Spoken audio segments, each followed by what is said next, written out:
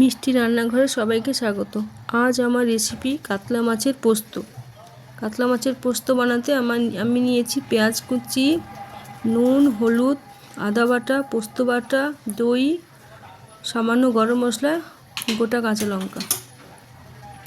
মাছটাকে নুন হলুদ দিয়ে ভালো করে মাখালাম। কড়াই গরম হলে ওতে তেল দিলাম। তেল গরম হলে ওর মধ্যে মাছগুলো দিয়ে দিলাম।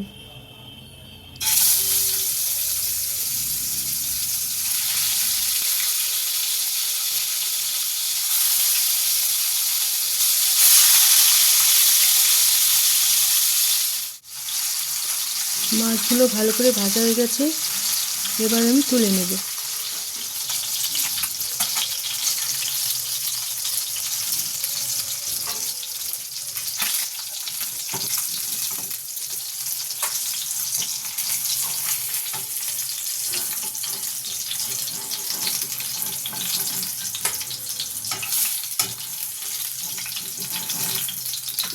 ওই তেলে আমি পেঁয়াজ কুচি দিলাম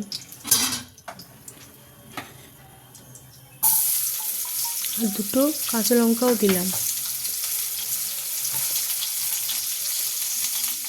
পেঁয়াজ ভালো করে লাল করে ভাজতে হবে।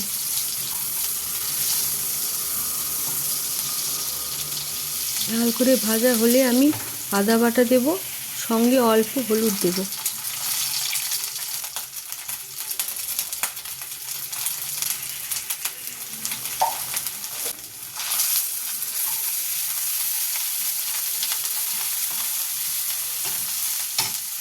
দু তিন মিনিট নাড়াচাড়া করার পর আমি অল্প একটু দই দিলাম।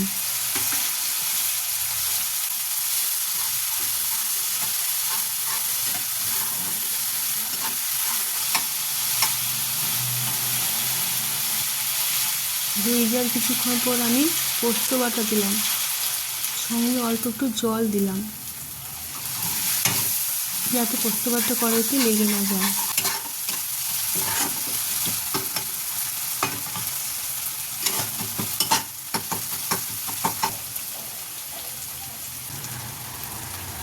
এরপর অল্প জল দিয়ে 5 মিনিট ফোটালাম। তারপরে গ্রেভি হওয়ার পরে আমি মাছ 4টে তুলে দিয়েছি। মাছ তোলার পরে 5-7 মিনিট ফোটানোর পর গ্রেভিটা ঠিকঠাক হওয়ার পরে আমি গরম মশলা দিলাম।